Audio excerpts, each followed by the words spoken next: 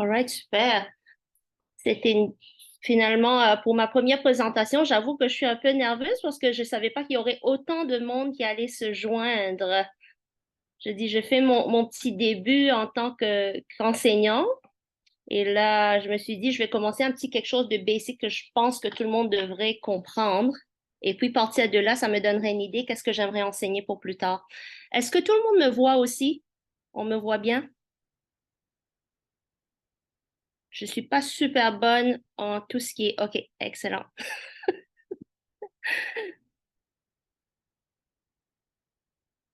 Excellent, super. Il y a eu une 140 personnes qui se sont enregistrées, donc je suis émue et je suis très contente d'avoir vu ça. Donc, j'attends encore un peu. On va commencer exactement à 9 heures parce que pour un samedi, merci d'être là. Si on considère que c'est pour ça que je veux le faire plus tôt pour que vous ne perdiez pas votre samedi. Ça ne va pas durer plus d'une heure, j'espère, mais si vous avez des questions et tout ça après, je peux rester un petit peu plus longtemps et on peut répondre à certaines questions. J'ai essayé de débattre toutes les infos que je voulais donner et j'étais un peu, je dis, OK, si j'ajoute ça, ça va être trop long. Si j'ajoute ça, ça va être trop long. Mais c'est des choses qu'on peut rajouter par après et vous pouvez me poser des questions et je peux préparer d'autres présentations par après. Right.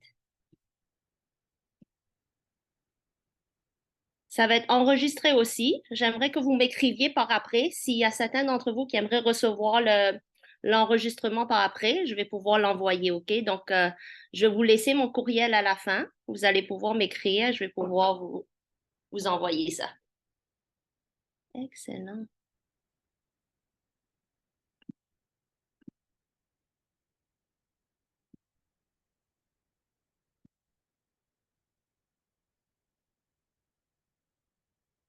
All right.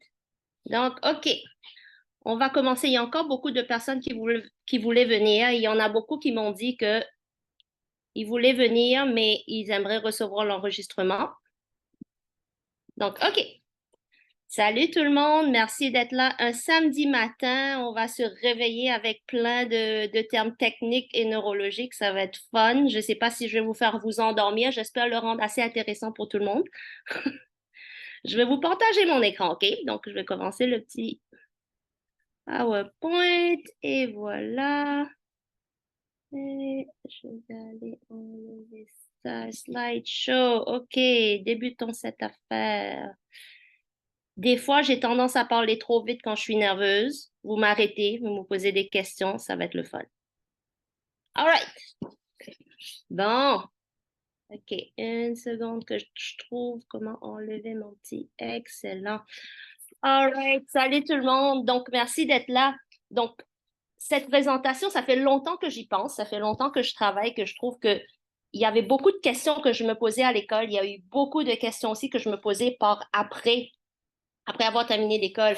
Et là, l'affaire, c'est qu'à chaque fois, ça m'a pris beaucoup de formation, ça m'a pris beaucoup d'expérience clinique et de parler aux autres professionnels, travailler avec les autres professionnels pour que ça fasse du sens dans ma tête. Et maintenant, une fois que la porte a été ouverte, c'est comme on ne peut plus retourner en arrière. Une fois qu'on a vu la vérité, on n'est plus capable de... Ça a changé complètement ma pratique. Donc, j'aimerais partager ça avec vous parce que cette approche et cette façon de discuter des choses m'a permis à faire beaucoup de contacts et d'avoir beaucoup de référencements de plein de professionnels de différentes cliniques, d'où beaucoup de médecins qui commencent à me référer. Pour moi, ça, c'est très encourageant. Donc, j'aimerais que tous les acupuncteurs soient référés des cas pareillement.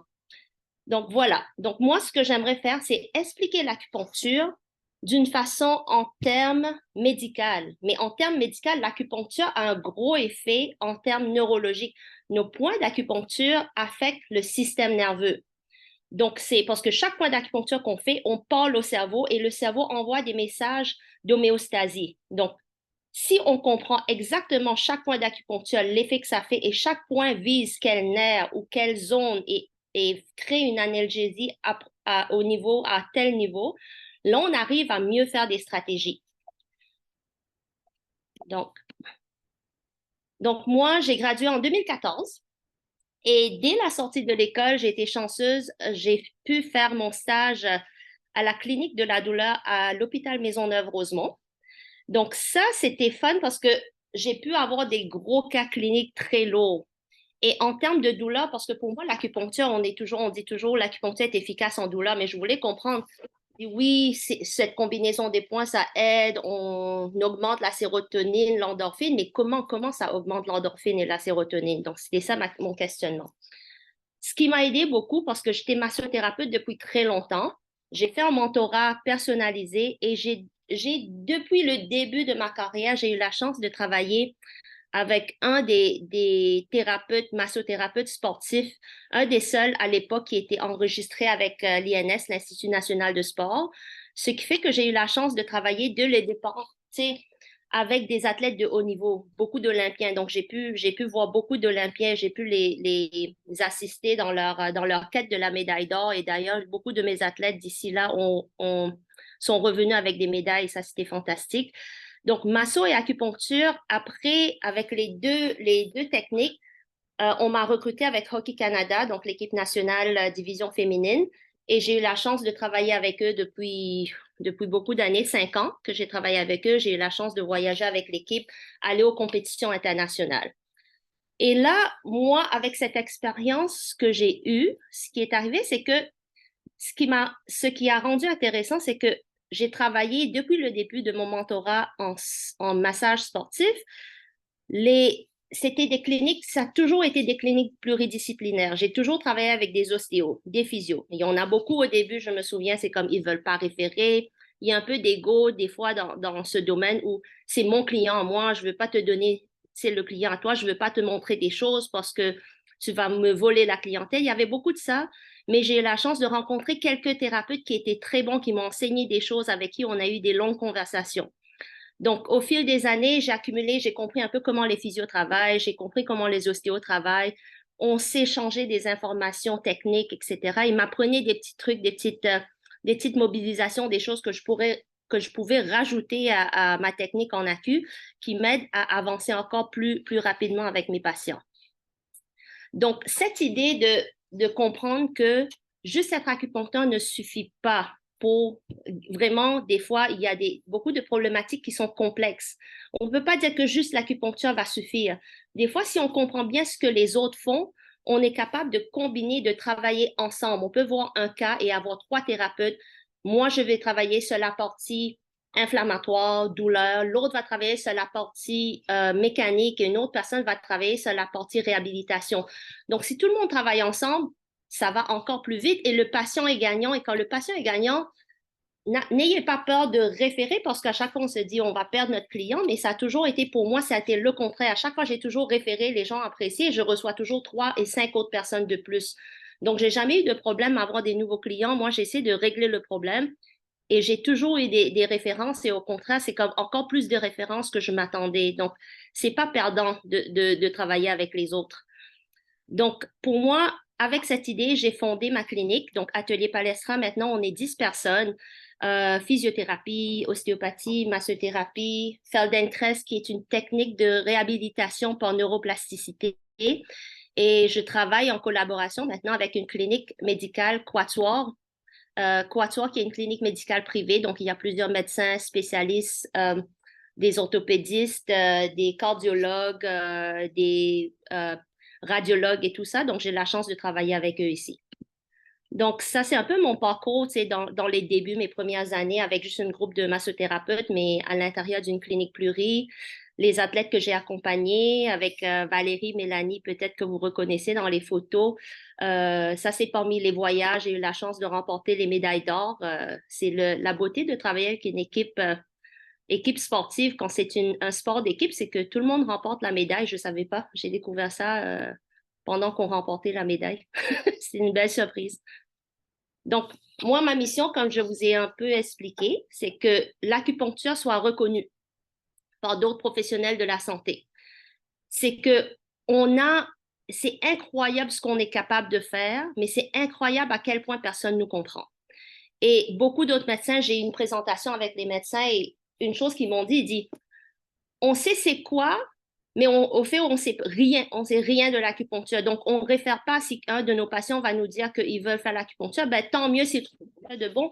Mais eux-mêmes, un médecin ne va pas référer s'il ne comprend pas à qui il réfère, s'il ne comprend pas comment ça fonctionne, parce que tu ne peux pas comme c'est ta réputation aussi en jeu quand tu réfères à quelqu'un. Donc, c'est important qu'eux aussi, ils comprennent c'est quoi. Donc, moi, ma mission, c'est de leur expliquer. Ça a bien passé. Maintenant, je reçois plein de références et j'aimerais que tout le monde aussi puisse faire la même chose. Comme ça, là, je pense que l'acupuncture va beaucoup avancer si nous tous, on a un peu ce langage pour pouvoir et qu'on soit en confiance. Mais on est en confiance si on comprend ce qu'on fait. Donc, c'est là le but. Donc, mes formations et spécialisations. Donc, quand j'ai dit qu'en sortant de l'école, pour moi, je sentais encore pas très prête de pratiquer ce que je voulais faire. Donc là, ce qui est arrivé, c'est que je suis allée faire beaucoup de formations, tu sais, comme d'habitude, comme tout le monde, on fait beaucoup de formations. Finalement, celui-là n'a pas été très utile. Celui-là, j'ai compris, tu sais, quelques petites parties qui peuvent être utiles. Mais pour moi, ici, j'ai écrit les formations que pour moi, dans mon métier à moi, m'a été le plus utile. Et je dis ça parce que c'est vrai que moi, je spécialise tout ce qui est musculo-squelettique. Donc, quand je dis musculo-squelettique, c'est sûr que si vous voyez mes formations, c'est plutôt les formations de neuroméridien de Pony Chang. Ça, pour moi, c'est ça qui a fait un changement complet pour moi. Ça m'a ouvert la porte. Et Pony, maintenant, je l'admire beaucoup et il est continuellement en recherche. Il n'arrête pas de rajouter à ses notes et à ses recherches et découvrir encore plus d'explications derrière nos points. Pony avait invité Dr. David Halimi. David Halimi n'est pas acupuncteur, c'est un médecin, c'est un neurophysiologiste et lui, il pratique l'auriculothérapie. La charte d'auriculothérapie telle qu'approuvée par l'OMS, c'est la charte de David Halimi parce que c'était la charte le plus prouvée scientifiquement. Donc, lui, IRM fonctionnel, chaque point a été analysé, testé avec différents de calibres d'aiguilles, différents types de stimulation pour voir c'est quoi les calibres et les stimulations qui créent un changement au niveau du système nerveux central. Les ponctures musculo-squelettiques, c'est sûr, parce que pour avancer, pour comprendre, pour ne pas avoir peur de piquer, parce que je trouve que beaucoup d'acupuncteurs ont encore peur de piquer, d'aller trop loin, où est-ce qu'on va, on ne veut pas faire de pneumothorax, j'ai encore cette peur, on ne veut pas faire piquer on a peur de piquer les nerfs et tout ça, et ça, j'ai réalisé que non, on peut piquer les nerfs, c'est ça qu'on cherche, nos points d'acupuncture étaient faits pour aller stimuler les nerfs. Donc, l'acupuncture sportive avec Valérie, technique sur le terrain que en sortant de l'école avec Valérie, on est parti travailler avec l'équipe de hockey justement et puis on a travaillé avec eux pendant 2, 3 ans pour tester des protocoles de traitement. Les ventouses, j'ai aussi d'autres formations en massothérapie. Pour moi, mon expérience en massothérapie m'a beaucoup aidée parce que ça me permet de palper, d'avoir chaque point que je mets et placé avec une précision, mais je réalise que c'est la massothérapie m'a beaucoup aidé à savoir palper et savoir chercher mes muscles et mon point gâchette.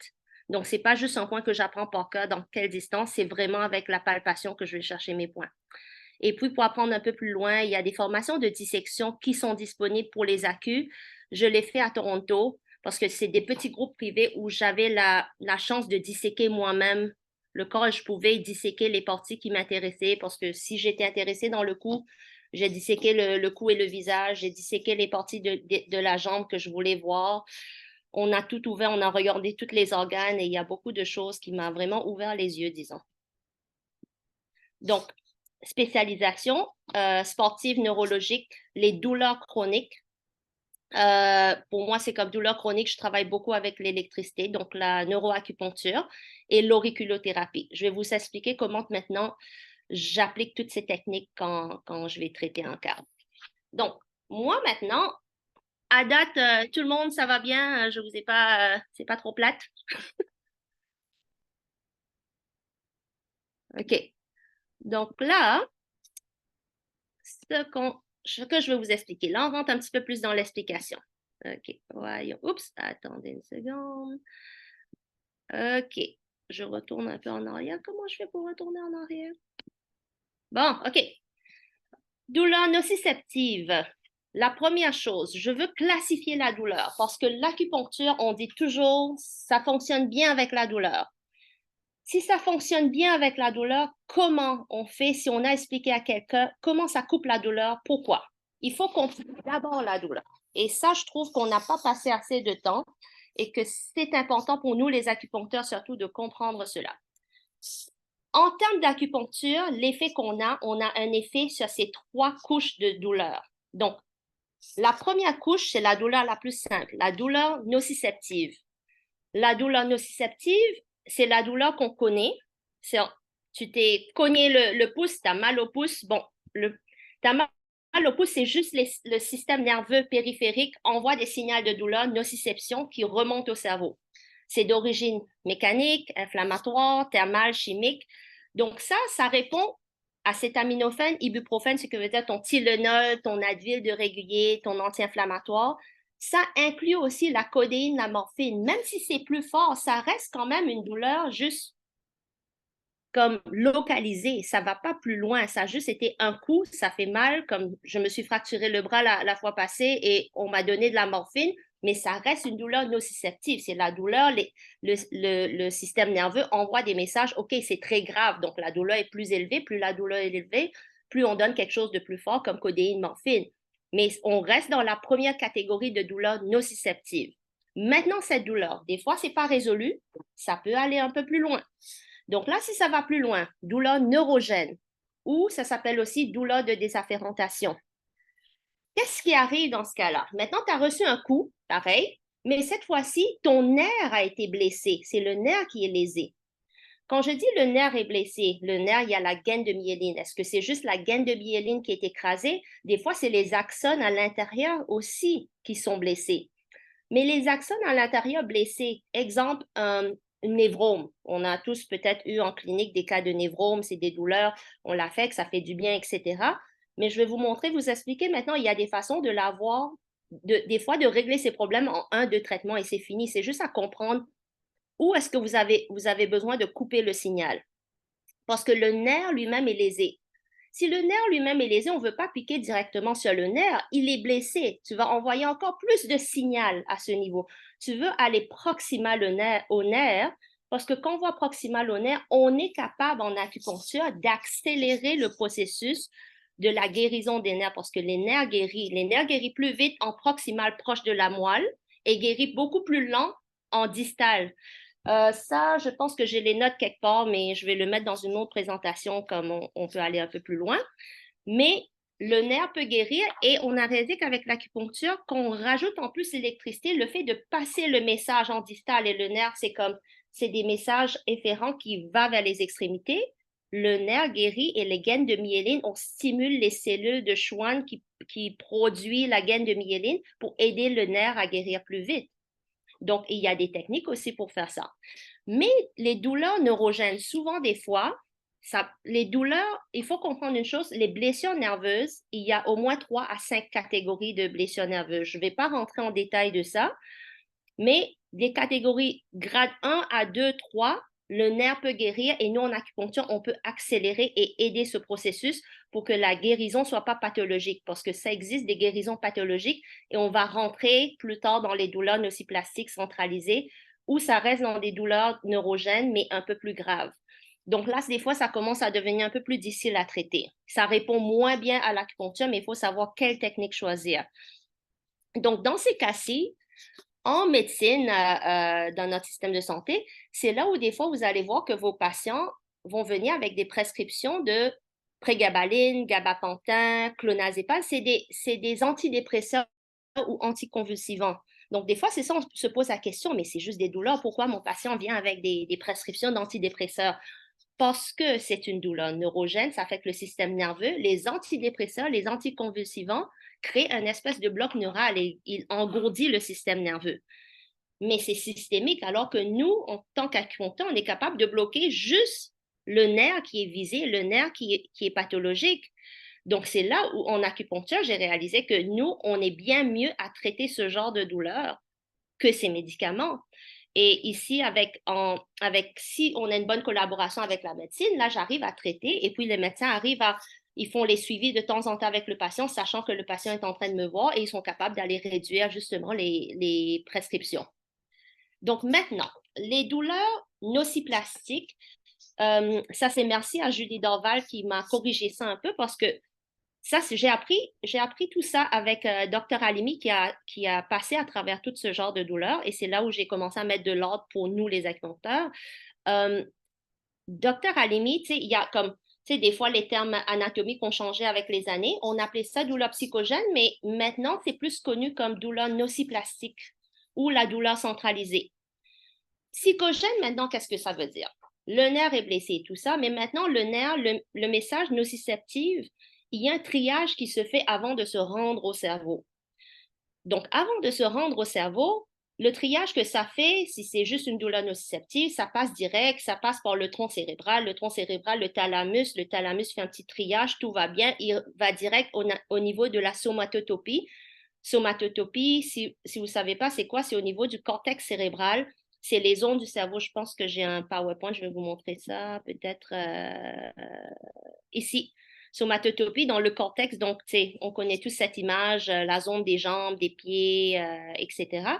Donc, quand c'est une douleur nociceptive, ça va direct là-dedans, ça dit j'ai mal aux dents. OK, j'ai mal au poignet ou à la main, ou j'ai mal aux pieds. Alors que si on retourne ici dans la douleur nociplastique, ce qui arrive, c'est que la douleur, habituellement, quand c'est rendu centralisé, c'est habituellement, c'est là qu'on dit on rentre dans les douleurs chroniques. Mais même les douleurs chroniques, pour moi, c'est comme, c'est pas assez pour une classification pour nous, les acupuncteurs. Parce que douleur chronique peut être des afférentations ou centralisées. Alors que pour moi, de choisir ma stratégie, il faut que moi, je détermine dans quelle catégorie de douleur se trouve mon patient pour pouvoir mieux choisir ma technique d'acupuncture. Donc, nociplastique centralisée, en termes de, au niveau du thalamus, le thalamus fait partie du système limbique.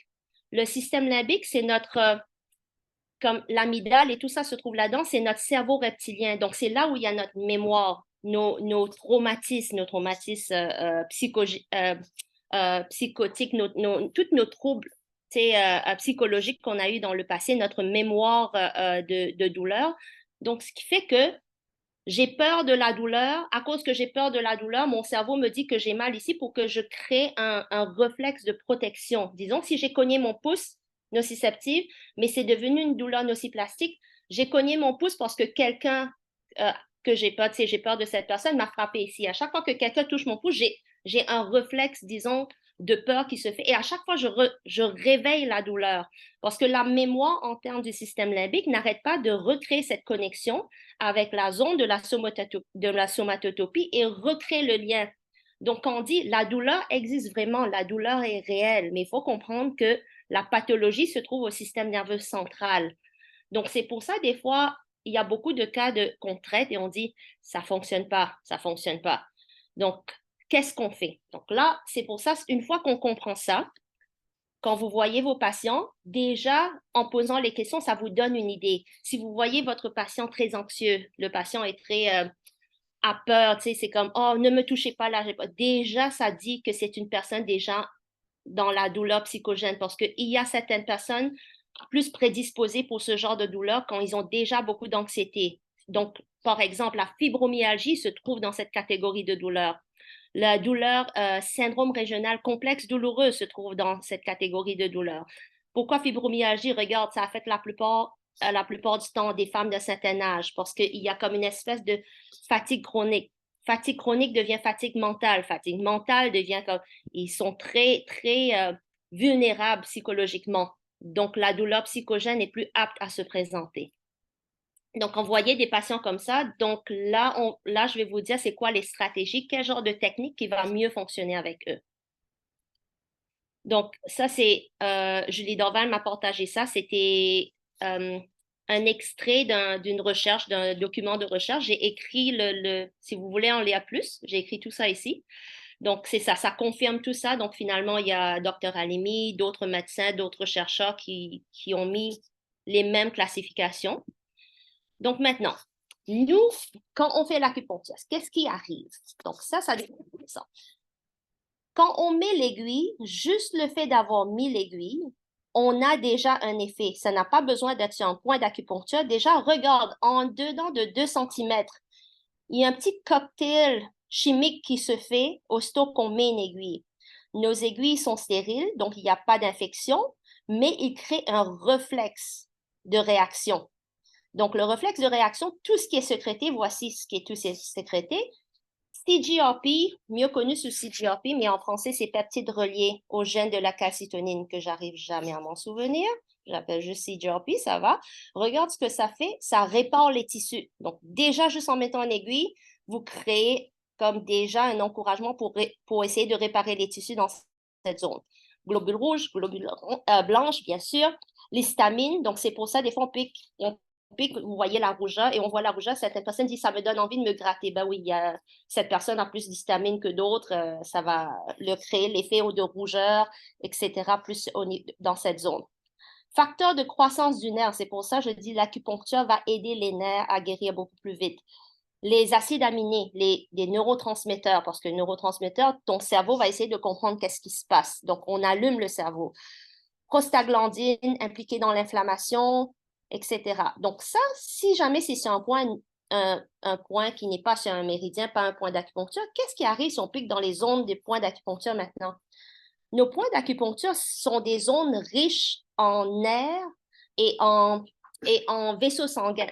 Donc, si on pique au bon endroit, maintenant vous avez ce cocktail. Ce cocktail peut être pris par nos réseaux et pour l'envoyer encore plus vite systémique dans le corps en entier. C'est pour ça qu'on a nos points d'acupuncture et qu'on cherche à utiliser l'aiguille pour justement avoir un effet. Maintenant, voyons voir. Ça, j'ai pris un petit extrait de Pony parce que Pony, c'est ça, j'adore son cours. Pour moi, m'a vraiment ouvert les yeux. Nos points d'acupuncture, il y a eu beaucoup de recherches et d'analyses. Ça, c'était un ancien document de recherche qui a été fait. C'était en Chine et en Asie. Et puis, il y en a d'autres qui ont été faits. 323 des 324 points qui ont été analysés sont associés aux nerfs périphériques. Ils sont exactement sur la branche. À chaque fois qu'une branche nerveuse se divise, il y a un autre point. Se divise en deux, il y aura 2 points. Ces 2 branches vont diviser en 3, il y aura 3 autres points. Donc, chacun de nos points, on est en train finalement de choisir avec nos points d'acupuncture sur quelle zone on va avoir effet. 93%, point 83, donc 304 des 324 points, étaient associés aux nerfs cutanés superficiels. Donc, 52,5%, 170 des points, associés à des troncs nerveux. C'est important. Les troncs nerveux, c'est avant toutes les divisions. Donc, si on a les troncs nerveux, finalement, tu as fait. C'est pour ça qu'on fait l'anesthésie. Tu sais, on pique plus haut, on fait un épidural et c'est tout le bas du corps. Donc, plus tu vas haut, plus tu vas viser comme beaucoup de choses, une plus grande zone. Maintenant, des 309 points d'acupuncture des 12 méridiens, les aiguilles touchaient les troncs nerveux à 49,19%. Moi, ma grosse question, je dis, mais attends, il reste encore plus que 50%, c'est raté. Il dit non, mais le restant des 157 points était à 0,5 cm des points d'acupuncture. Donc maintenant, si on arrive à viser le reste des points avec une précision pour toucher nos troncs nerveux, ben, nos 100% de nos points ont effet. Donc, c'est pour ça, moi, c'est là-dessus que je travaille, c'est pour avoir une meilleure précision à chaque fois que j'essaie de prendre des formations. Donc, maintenant, quand on met les points, on dit, maintenant, on sait que nos points d'acupuncture, c'est ces troncs nerveux. Il faut qu'on comprenne comment le nerf fonctionne, comment s'envoie le message. Le nerf, ça, c'est comme une image du nerf. Attends une seconde. L'image du nerf ici. Donc, si on regarde l'image du nerf, à l'intérieur, il y a l'épinèvre, l'endonèvre, etc. À l'intérieur, il y a nos petites axones à l'intérieur. Maintenant, si on regarde ces fibres, chacun de ces fibres, la gaine de myéline. Maintenant, on regarde ici, voilà nos nerfs, c'est comme le tronc, et à l'intérieur de ces nerfs, ces petites gaines de myéline, il y a différents types de fibres. Dans chaque nerf qu'on a dans le corps, quand on voit le nerf, on l'expose, on fait une dissection, on l'expose. À l'intérieur de ça, en microscopie, se trouvent encore des plus petites branches. Et des petites branches qui existent, il y en a qui sont des nerfs A delta, A bêta, les nerfs de fibre C, etc. Si on comprend ça, vous allez comprendre que les nocicepteurs, c'est les A delta et les fibres C principalement. Le fibre A delta envoie des messages de douleur aiguë, les fibres C envoient des messages de douleur sourde. Donc, A delta, A bêta et les fibres C sont des nerfs sensitifs.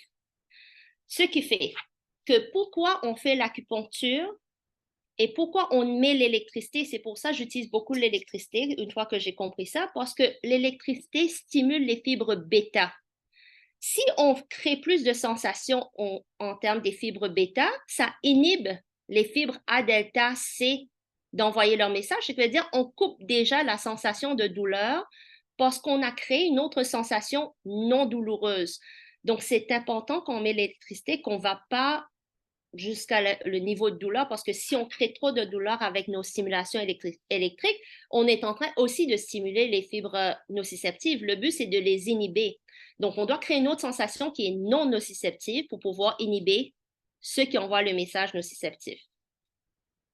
Donc, une fois qu'on a compris ça, ce que venant nos points d'acupuncture, on se rapproche de ces zones. Donc là, on est capable de les stimuler.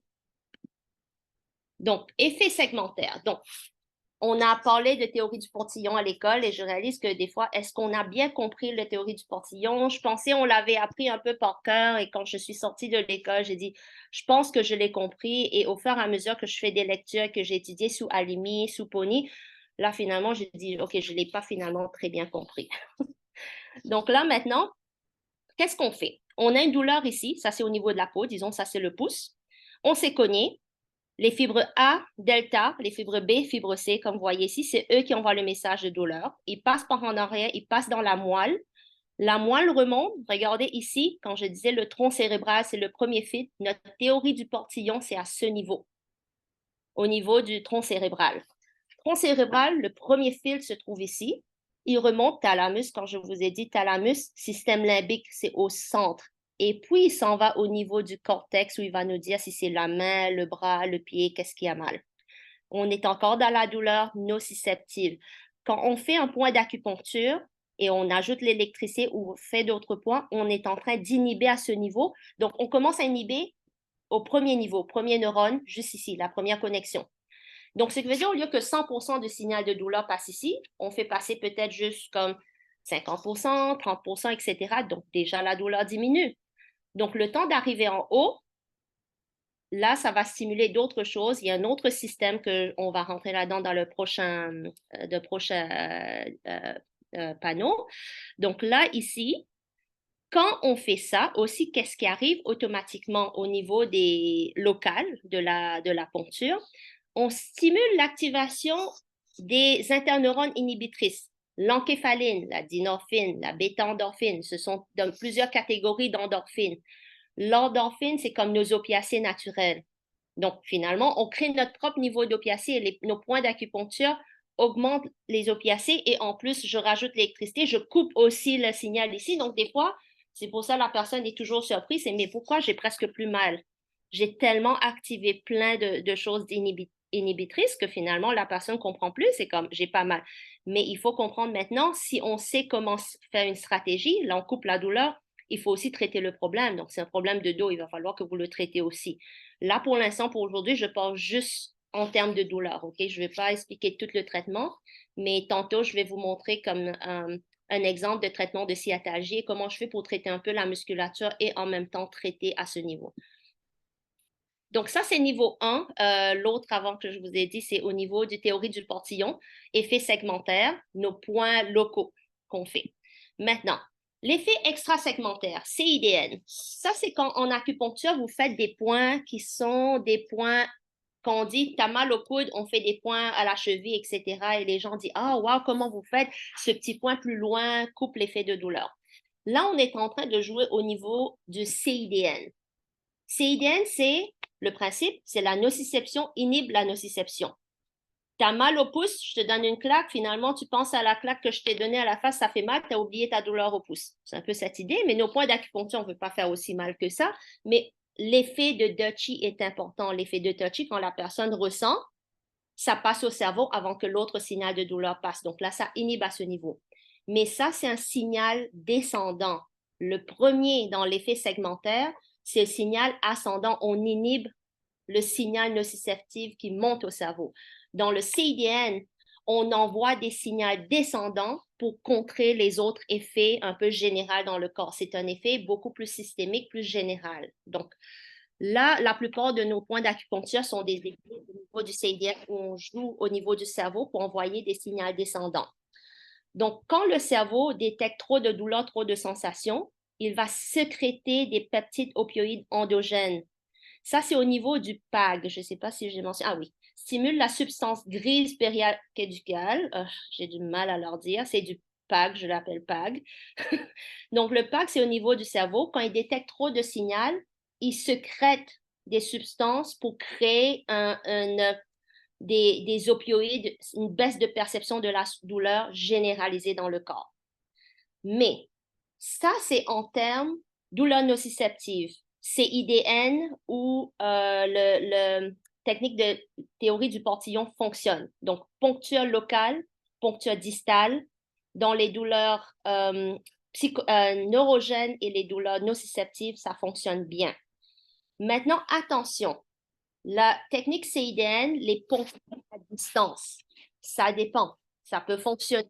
Mais attention pour les patients qui souffrent de douleurs psychogènes ou nociplastiques. Parce que vu que leur signal au niveau du système nerveux central est blessé lui-même, le PAG ne fonctionne pas nécessairement bien parce que le PAG n'arrête pas d'envoyer des opiacés que la personne est rendue habituée et ça ne fait plus effet parce que pour cette personne, c'est comme si son corps est constamment en douleur de partout. Une petite poncture ailleurs, même sensation de Dutchie, des fois pour eux, c'est une sensation nociceptive. Ils ont du mal à discerner qu'est-ce qui est nociceptive et qu'est-ce qui est juste un toucher. C'est là où il y a une allodynie.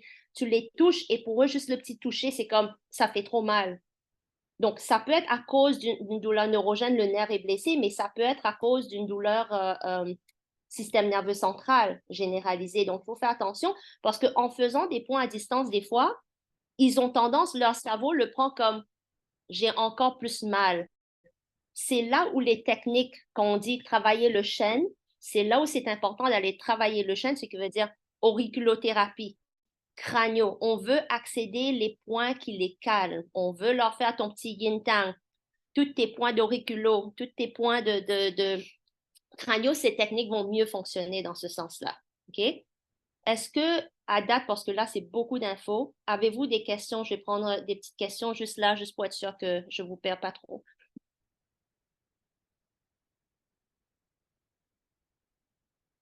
Oui, je vois la question de Andréane. Cédène sur patient douleur nocive veut dire que TAN serait moins performant. Exact. Donc, des moins performants, mais ça peut fonctionner parce que TAN a aussi des stratégies pour travailler le chêne. J'ai pas étudié TAN autant, j'ai fait comme une formation, j'ai travaillé avec Valérie, on le fait. Donc, sur des gens en santé, sur nos athlètes, tout ça fonctionne super bien parce qu'ils sont habituellement, c'est des gens bien dans leur peau et bien dans leur tête. Donc, il répond mieux. Mais quand c'est quelqu'un qui est vraiment, des troubles nerveux, j'avoue que j'ai moins tendance à les faire. Je trouve que là, des fois, ils ont tendance à agir. OK, ça c'est bon. Un simple résumé du système du portillon. OK, portillon. Oui, super. Je retourne là-dessus, portillon, parce que c'est bon que vous le compreniez comme il faut. OK. Théorie du portillon, c'est au niveau, finalement, de notre portillon, parce que ce qu'il faut comprendre, je vais vous l'expliquer d'une autre façon. Peut-être vous allez comprendre de cette façon. Notre cerveau et notre corps a son propre filtre, mécanisme de défense. Si je fais un accident de voiture et que je me fais frapper, que j'ai 36 fractures dans le corps, ton cerveau ne va pas détecter, j'ai fracturé le petit doigt, j'ai fracturé des côtes et j'ai un pneumothorax. Ton cerveau va se concentrer sur les choses les plus importantes, donc les choses pour la survie. Mes poumons sont en train, j'ai un pneumothorax, OK, je vais peut-être mourir, donc il va sentir tout ça. Le petit doigt, il va l'ignorer. Donc, quand les gens vont essayer de faire une évaluation, OK, tout le monde oublie le petit doigt, personne n'a réalisé qu'il y avait le petit doigt de fracturé parce qu'au niveau du portillon, je peux recevoir seulement, disons, 100 unités de douleur, c'est ce que mon cerveau est capable d'assimiler. Donc, le cerveau va faire que je vais prendre les plus importants, le reste, je vais les éliminer.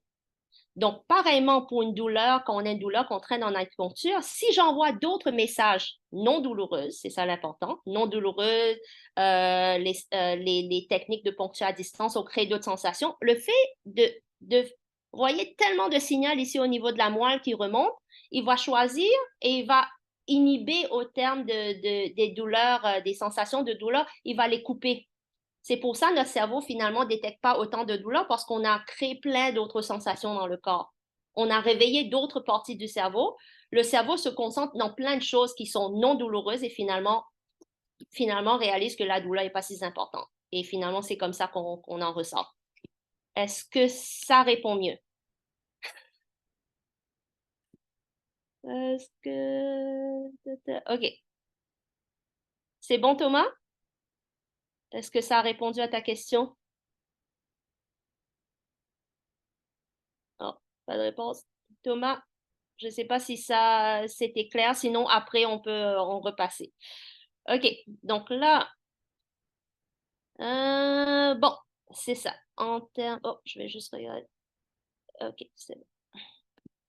Donc là, c'est ça. Je vous ai montré ça, tendon. Donc, CIDN, c'est le message descendant. Oups, je retourne un petit peu en arrière. Ah non, je retourne un peu en avant. CIDN, regardez le PAG, c'est trouve où? Ça, c'est le tronc cérébral. Là, on est parti du système limbique. Tronc cérébral ici, le PAG entre juste avant le thalamus, dans ces zones. PAG, thalamus, tout ça travaille ensemble. C'est eux qui sont en train de gérer en ce qui concerne nos sensations qui arrivent dans le corps pour gérer la douleur. C'est comme ça qu'on le gère. Donc, si on a trop de traumatismes émotionnels et psychotiques, ici, trop d'informations, ça inhibe un peu le fonctionnement de tout ça. Donc, mots-clés, juste un petit résumé de tout ça. Nociception, relation avec zone impliquée au niveau du cortex. Donc, tout ça, ça s'allume. La douleur se trouve où? Le PAG, sécrétion de peptides opioïdes dans la théorie du CIDN. Donc, CIDN, message descendant. La théorie du portillon, on inhibe au niveau du message ascendant. OK, maintenant. Est-ce qu'il y a d'autres questions? OK, non, ça va. Et... Pardon, Julie, tu as deux questions. OK, je ne vois pas la question. Ah, OK. Sont plus Oui, les ponctules locales sont plus au niveau du portillon et les ponctules distales pour CDN, oui, exactement. Quand nous avons ça avant de poncturer, on appuie juste au-dessus. Ah, OK. Ben, oui, non, des fois, quand je sais que la personne a peur des aiguilles, un peu peur des aiguilles, tu sais, en créant une autre sensation, c'est vrai que c'est théorie du portillon, en appuyant un peu plus proximal où on va poncturer, on crée une autre sensation dont la personne porte moins attention à nos ponctures. Donc ça, c'est plus une technique en termes de poncture, si vous voulez moins faire peur à vos patients ou on a des patients qui ont un peu de phobie des aiguilles, que des fois j'en ai. Là, je n'arrête pas de les toucher, de les palper, de mettre une musique pour les distraire, comme ça ils ressentent moins mon aiguille. C'est comme des petites stratégies de comment amadouer nos patients sur la table. C'est bon? OK. Bon. Donc, résumé encore, douleur nociceptive, poncture locale, avec ou sans stime, inhibition de l'afférence nociceptive au système nerveux central, poncture distale, CIDN, stimulation du PAG et sécrétion des peptides opioïdes endogènes pour distraire de la sensation de douleur. Douleur neurogène, désafférentation, attention, poncture, stimulation électrique plus efficace mais il faut savoir où mettre les ponctures. Donc, et attention à ne pas placer les aiguilles avec estime directement sur le nerf blessé. Vous traitez plus en proximal, en haut de la douleur. Douleur nociplastique centralisée. Attention avec technique poncture distale, ça peut fonctionner. Il faut traiter le chêne, il faut que ce soit des points assez non douloureux pour la personne. Et que ce soit des points qui sont plus pour calmer le système nerveux. Quand vous avez fait quelques traitements, la personne est plus calme, vous allez réaliser que la personne, sa perception de douleur aussi va se calmer. Donc, l'acupuncture, en fin de compte, on est des neurologues d'une certaine façon avec nos points d'acupuncture. On est capable de manipuler le système nerveux. Donc, l'acupuncture a un effet neuroplastique. On aide le cerveau à s'adapter. Donc maintenant, la partie un petit peu plus facile, puis on peut passer des questions après. J'ai pris un petit cas que j'ai juste pour vous donner comment je mets ça un petit peu en pratique. C'est un homme de 41, coach de hockey sur glace, douleur sciatique, douleur fesse gauche. Il a mal au dos, comme beaucoup de problèmes de sciatique. Ils ont souvent mal au dos. Surtout, change de position dans le lit. Il doit avoir les genoux un peu fléchis. Ça, c'est très commun sur beaucoup de personnes parce que quand les genoux sont en extension, le dos aussi devient un petit peu en extension et ça crée trop de tension au niveau de la musculature. Donc, premier historique, c'était en juin 2021. Il a changé de son hockey, il a décidé de s'entraîner pour un triathlon. Donc, ça a créé un stress pour son corps qui est habitué à être toujours en flexion et soudain, s'est entraîné plein d'autres muscles qu'il ne connaissait pas. Donc, trop de stress dans le corps en général. Il a fait un changement de programme d'entraînement. Il a eu des traitements d'acupuncture dans le temps, ça a soulagé un peu. Il a eu l'injection de cortisone aussi, ça a beaucoup amélioré. Donc, ça s'est amélioré, mais il est capable de fonctionner, mais il vit toujours avec la douleur. Donc là, la douleur reste au niveau du dos de la fesse. Après l'injection de cortisone, ça a coupé au niveau de, parce que l'injection de cortisone, ça inhibe tout ce qui va dans les branches plus périphériques. Donc, il ne sent plus loin, il le sent juste au niveau du dos de la fesse.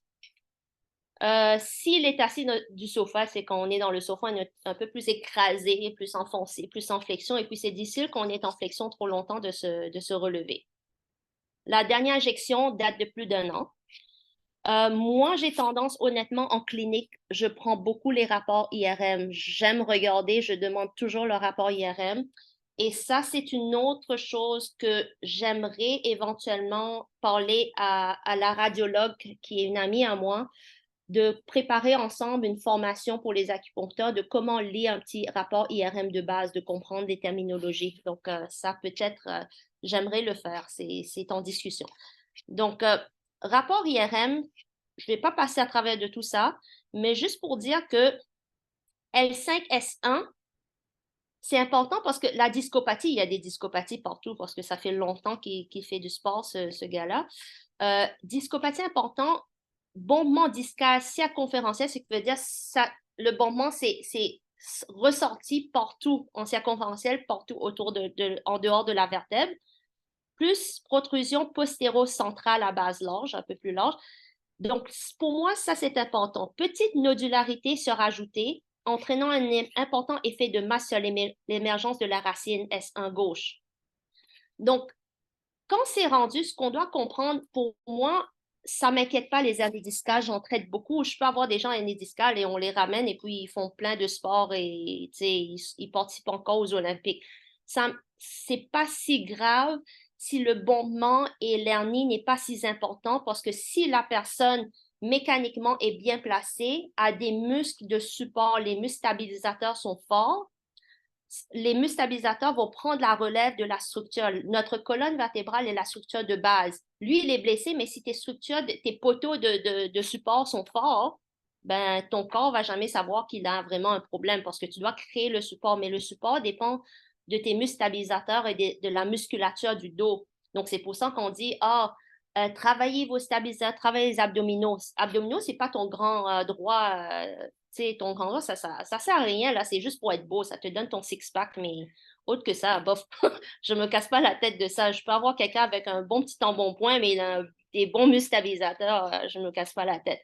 Donc, c'est important pour les gens avec des hernies de comprendre que c'est là où je vais travailler avec les ostéos, les physios et d'autres thérapeutes parce que ça prend un plan à long terme.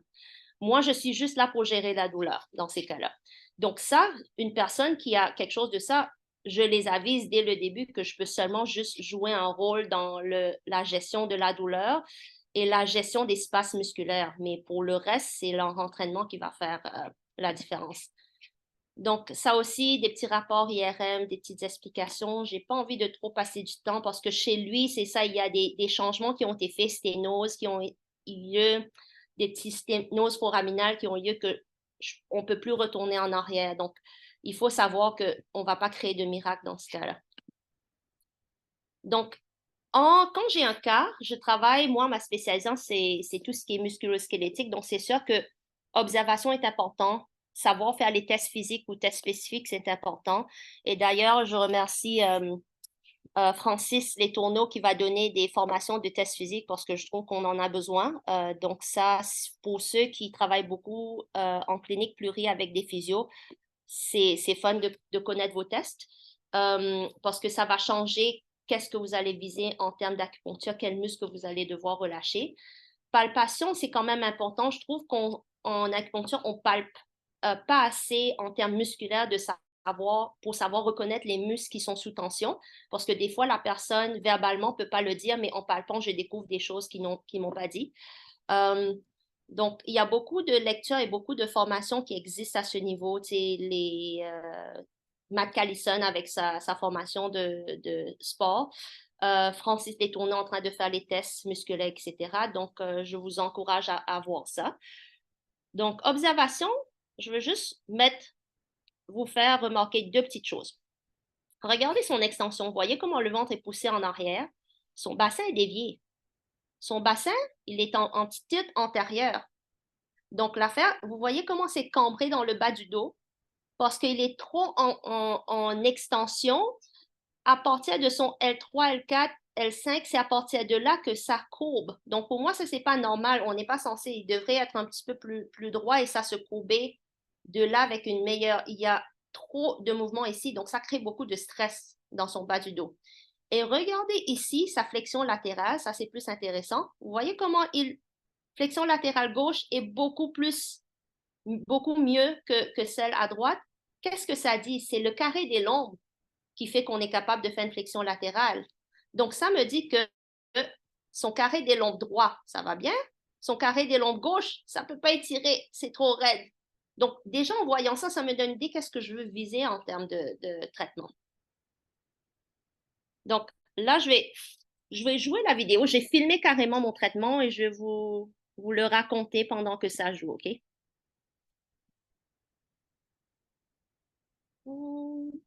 OK. Donc, je palpe beaucoup et j'ai tendance à dessiner. J'ai dessiné les deux EIPS. Et puis, je palpe toute la musculature des érecteurs du rachis, plus haut, plus bas. Je veux voir s'il y a une différence. Je trace mes L1 à L5. Sciatalgie, le nerf sciatique, la source est de L4 à S3. Donc, pour mon travail, j'aime connaître mon anatomie exactement, c'est quoi les sources. Donc, sciatique, c'est quoi, ça vient de quelle vertèbre pour que je sache les points wataux, lequel que je vais inhiber. Parce que je vais bloquer avant le passage ascendant, justement, on parle de nociceptive. C'est un gars, malgré toutes ses douleurs chroniques, il n'est pas tant dans la douleur nociplastique parce que c'est quelqu'un, tu sais, quand ils font du sport, ils ont assez d'endorphines, ils sont bien dans leur peau, à part leur petite douleur qui se plaint, mais sinon, ce sont des gens quand même bien équilibrés. Donc, je palpe les érecteurs et ce que vous voyez comme les petites notes, quand je palpe les deux côtés pareils, je vais poser ça un petit peu. Quand je palpe les deux côtés pareils, des fois, ce que j'essaie de ressentir, quel érecteur du rachis est plus tendu. Érecteur du rachis, sa droite est plus tendue et je sais que son côté gauche, c'était son carré des lombes qui était plus tendu. Donc, quand je traite, c'est à chaque fois que je traite, mes points sont basés sur ce que j'ai ressenti, palpation et les tests et aussi ce que la personne me dit. Donc là, ces points ici, je cherche au niveau entre S1 et S2 trou sacré. C'est la sortie du nerf glutéal supérieur. Ce nerf contrôle le moyen et petit fessier. Le nerf glutéal inférieur contrôle le grand fessier. Donc, si les fessiers sont trop tendus, surtout sur les joueurs de hockey, ils travaillent beaucoup les fessiers vont créer une compression au niveau du sciatique. Donc, souvent, des fois, je vais aller relâcher ces muscles. Donc, voilà, c'est mes sorties de nerfs glutéal supérieur et inférieur. On peut les palper. Donc, si on sait comment les palper, j'arrive à les trouver avec la palpation, de savoir où aller piquer. Donc, j'aime mettre mes petites traces, les petites marques que j'ai fait. C'est comme ça, quand j'ai fini de palper, après, quand je pique, ça va vite. Si j'ai déjà trouvé, c'est où que je vais chercher. Et puis, je palpe souvent les ischios. Je vais vous expliquer tantôt pourquoi les ischios. Quand on a un problème, tu sais, quand on a appris en médecine chinoise, traiter plus haut, traiter plus bas. Le problème est au niveau de la fesse bas du dos. Je m'occupe de la fesse bas du dos, mais je vais aussi regarder les ischios. Souvent, des fois, les problèmes de bas du dos vont être reliés à des problèmes de ischio-jambiers aussi, vont être tendus. Donc, je dis toujours, finissez la job, faites pas juste la zone, vérifiez plus loin, parce que des fois, vous traitez juste la petite zone et la personne revient, la douleur est revenue. Donc, pour moi, c'est si je finis la job, donc là, j'ai beaucoup plus de résultats en un traitement que si j'attendais 2, 3 traitements. C'est pas bon. Là, je mets les aiguilles. Ça, c'est les wattos, parce que les wattos, c'est à la racine, quand je vous ai montré dans l'image tantôt avec les nerfs, c'est à la racine pour inhiber l'entrée de la nociception au niveau de la moelle.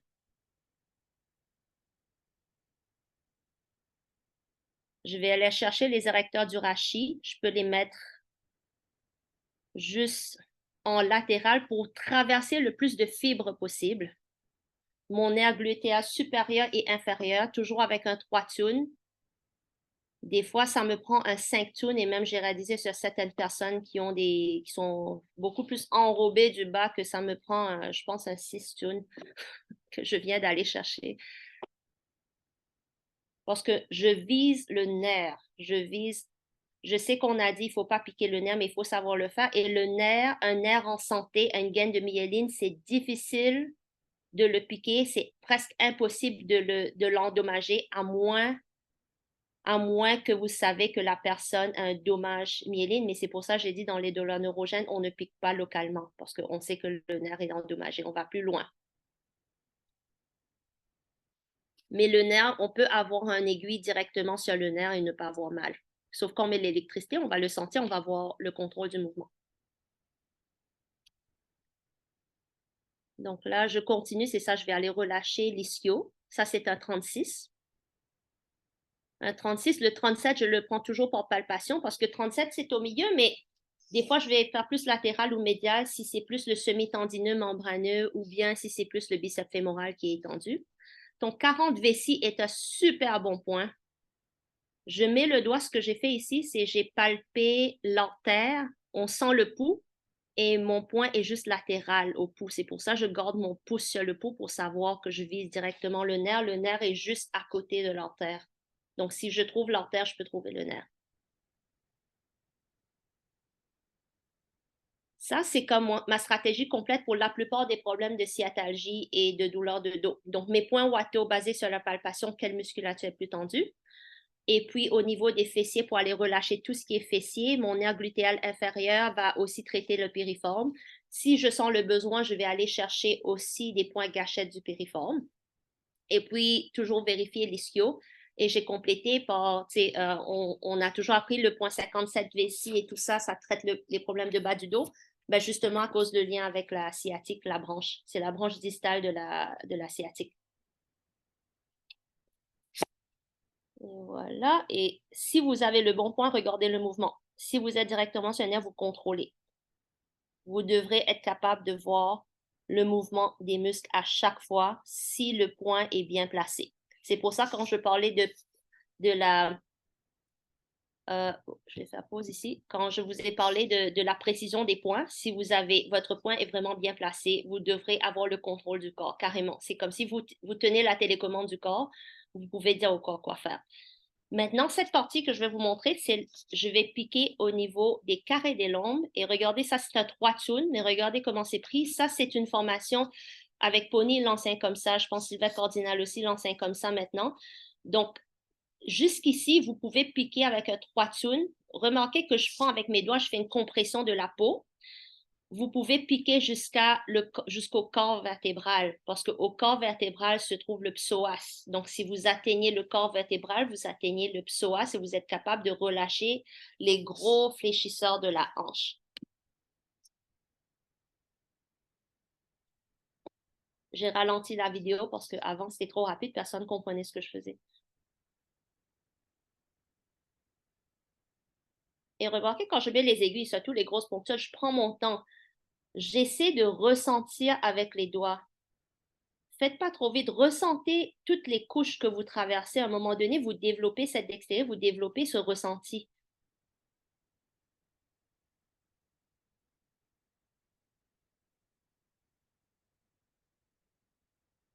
Bon, là, c'était un peu long. Je vais aller. Voilà. Regardez. Jusqu'en profondeur, je touche le corps vertébral ici. Et ça, pourquoi j'ai cherché carré des lombes? Vous vous souvenez dans l'observation qu'on a vu que son carré des lombes à gauche était beaucoup moins flexible. C'est pour ça que je l'ai visé à la fin. Et ça, je n'ai pas mis l'électricité, c'est juste un in-out. C'est comme ce qu'on appelle leur aiguille sèche, mais je fais mon aiguille sèche à ma façon. Non. Bon. Pourquoi j'ai relâché les ischios? Voilà, regardez les ischios où ça s'attache à l'ischion. S'il tire trop, s'il est tendu, le bassin est dévié. Et si le bassin est dévié, le bas du dos est attaché, les muscles du bas du dos est attaché ici, donc ça va mettre des tensions sur le bas du dos. La personne a déjà mal au dos, donc relâchez ses ischios pour que son dos puisse se relâcher plus facilement. Donc, c'est un des règles que je fais à toutes les troubles de dos, je vais vérifier les ischios. Donc, juste une petite note à côté. Ça, c'est dissection que j'ai fait la dernière fois.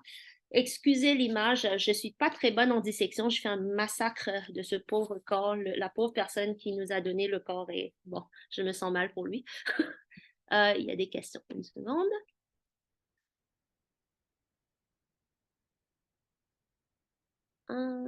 Ah, OK. Donc, c'est pas un 6 c'est un 3 au niveau fessier. Les nerfs au niveau fessier ne sont pas superficiels. C'est à 3 de profondeur. Le nerf glutéal supérieur et inférieur, je le cherche plus loin parce que à 1 de je ne les atteins pas. Donc, je prends toujours un 3 Si j'ai dit 6 tantôt, c'était une erreur, excusez-moi. Ben sinon, c'est ça, c'est un 3 OK. Et je continue. Bon, en termes on parlait de S1, S2, S3, etc. Je veux juste vous montrer parce que souvent, des fois, on dit, ah, on pique dans les trous sacrés. C'est extrêmement difficile de piquer les trous sacrés, juste pour vous dire. Regardez le trou, regardez la taille. Ça, c'est EIPS, OK? Le point ici. Au niveau de S1, vous avez S1 plus à gauche et S4 à droite, OK? On a mis nos aiguilles dans les trous sacrés pour voir. Et ça, on a enlevé des couches. Et la personne qui a donné son corps, c'était quelqu'un de très mince. Même très mince, on a pris un 2-3 2 tsuns pour essayer pour atteindre le trou sacré et on a laissé toutes les couches de peau pour essayer de les avoir. On a tellement joué avec. Si c'était une personne vivante, le pauvre, je ferais jamais ça. Des fois, si je l'atteins du premier shot ou du deuxième, peut-être 2, 3 essais, mais je continuerai pas plus parce que. Et regardez au niveau de S1, vous voyez la profondeur et ça, c'est sans la peau. Ça, c'est un 2 tsuns qu'on a mis. Ça, c'est sans la peau. Imagine la peau et le gras par-dessus de ça. Une autre couche, un autre 1 tsun de couche par-dessus ça. Et regardez comment l'aiguille s'est rentrée jusqu'à la tête. OK? Donc, et regardez l'angle de l'aiguille. Ça doit vraiment être placé un angle, c'est un petit peu en oblique. C'est seulement à partir de S2, S3, on est un petit peu plus perpendiculaire. Et dans son cas ici, ça a l'air perpendiculaire, mais au fait, c'est un petit peu plus oblique aussi, mais dirigé vers le haut. Et le S1 est dirigé vers le bas. Donc, juste pour que vous sachiez, ça prend une longue aiguille pour atteindre proche de la sortie des nerfs des trous sacrés. Les nerfs sacrés, ça prend un peu plus long pour aller les atteindre comme il faut. Je voulais juste partager ça. Donc, ben, c'est tout pour mes vidéos et tout ça. Là, avant de passer à la chose des questions, euh, les formations que je suis en train de travailler, parce que c'est ça, comme je disais, je trouve que palpation musculaire, pour moi, ça m'a beaucoup aidé à être beaucoup plus efficace dans mes traitements. Où avant, je réalise sans palpation, ça me prend 3 à 5 traitements pour régler quelque chose. Maintenant, avec palpation, des fois, on peut le régler en 1 à 3 traitements. Donc, ça fait une différence. La formation, je travaille là-dessus pour l'année prochaine. Je suis en train de le travailler. J'aimerais avoir une petite levée de main pour avoir une idée si vous êtes intéressé. Pony Chang va redonner une autre formation l'année prochaine, en 2024, en juin 2024. Je lui ai essayé d'organiser pour avoir des ateliers de prosection parce que je trouve que c'est important d'avoir un atelier avec les cadavres. On apprend beaucoup mieux notre anatomie. Et puis, auriculothérapie médicale, je suis en train de parler à David Halimi, il est très occupé. J'aimerais l'inviter pour 2024 pour venir donner des formations. Donc, juste pour vous faire savoir, il y a des petites choses. J'aimerais enseigner un peu plus, mais je travaille là-dessus. Et de formation, si vous êtes intéressé, euh, j'aimerais avoir une petite levée de main pour voir formation de pony, de neuroméridien l'année prochaine. Qui serait intéressé, juste pour avoir une idée? Euh, Oui, ce sera en présentiel. Ça, c'est sûr. Parce que formation de palpation pony, c'est une formation, je trouve, assez lourde avec beaucoup comment palper les nerfs, les trouver. Et c'est pour ça que j'aimerais essayer de donner une formation de palpation avant la formation de pony, parce que je trouve, moi, quand je fais la formation de pony, c'était lourd. Je suis sortie, j'ai assimilé seulement 50%. Donc, si j'arrive à donner comme une petite formation préparatoire avant celui de pony, je pense que ça va aider. Bon, ouais, ça va. Pour les autres, c'est en plus théorique. Il y aura la formation de pony, il y a beaucoup de théories. Ouais, c'est ça. Les tarifs aussi, c'est sûr que la formation de Pony, c'est pas donné, mais sa formation, il a passé comme une dizaine d'années de recherche et plus, donc c'est sûr. Donc c'est pour ça que je comprends parce il est en train de partager dans ses cours ses recherches qui n'ont pas encore été publiées. Donc c'est ça. Mais de toute façon, Pony, c'est en 3 modules. Vous pouvez les payer module par module. Donc, ça revient un peu. C'est dans les. Je pense la formation de Pony, c'est dans les 1000 cakes pour un module. Donc, je vous ferai savoir. Je resterai en contact pour toutes les formations qui s'en viennent. David aussi, sa formation est très lourde et encore plus lourd que celui de Pony. Donc, je vais essayer d'arranger. Je leur parle, j'ai parlé à David qui doit simplifier sa formation parce que quand je l'ai fait, mon Dieu, j'étais morte après. Ah, au niveau du canal, de faire attention si sclérose en plaques. Oui, Manon. Sclérose en plaques, juste pour vous faire savoir que sclérose en plaques, c'est une maladie auto-immune où la gaine de myéline est atteinte. Donc, c'est sûr que les ponctures locales, aller chercher le nerf, ça ne se fait pas.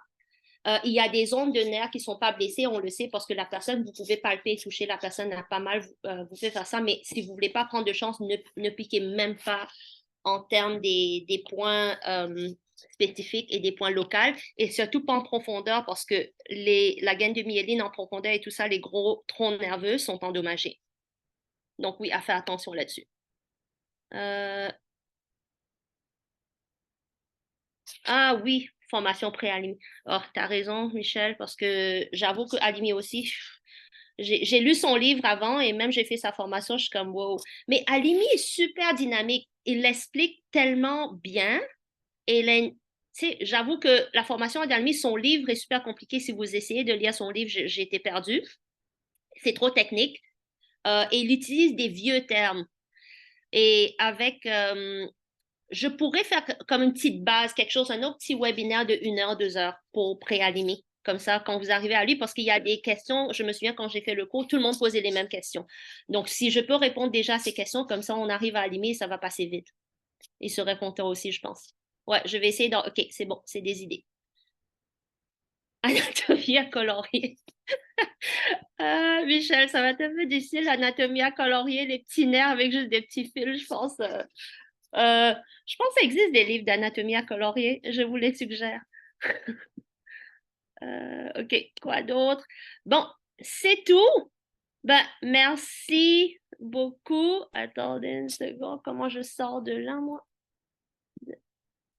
OK.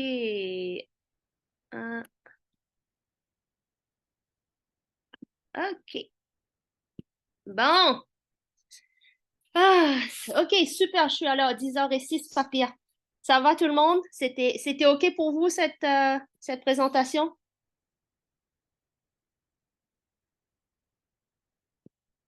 Je vais voir. Question. Oui, je vais vous laisser le PowerPoint aussi. Je vais vous envoyer les enregistrements du PowerPoint. Et puis, quoi d'autre? Avec plaisir, tout le monde. Ça m'a fait plaisir de l'expliquer parce que moi, je trouvais quand j'ai commencé à découvrir des choses, j'ai réalisé, je dis, My God, il va falloir que tout le monde comprenne certaines choses.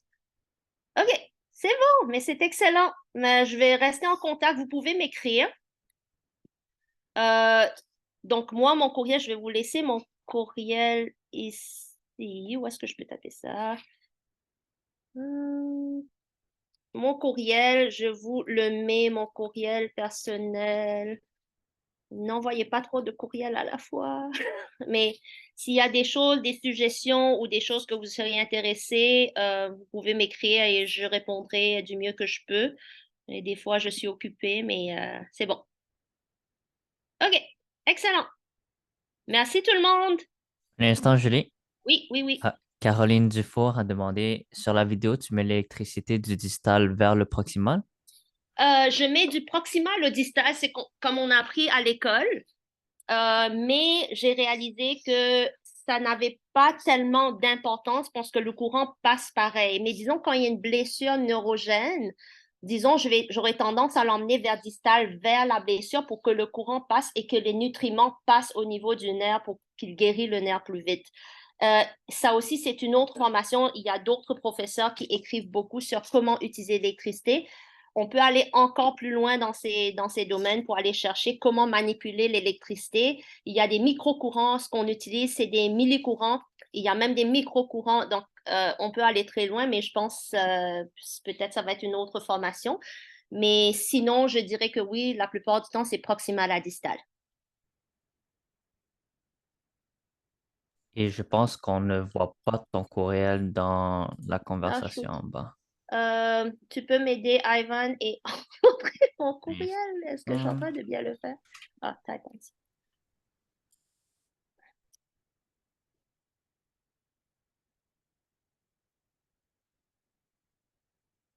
Non. Ah, est-ce que vous voyez le courriel? J'ai répondu à Isa et c'est apparu sous le nom de Isa. Est-ce que vous le voyez? Juliou à commercial atelierpalestra.com. OK, Moi, c'est bon. Merci, Ivan. aucun problème. All right. C'est bon? D'autres questions? Sinon, on se dit à la prochaine. All right. Super. Merci tout le monde. Merci d'avoir participé et on se donne des nouvelles. Ciao, ciao.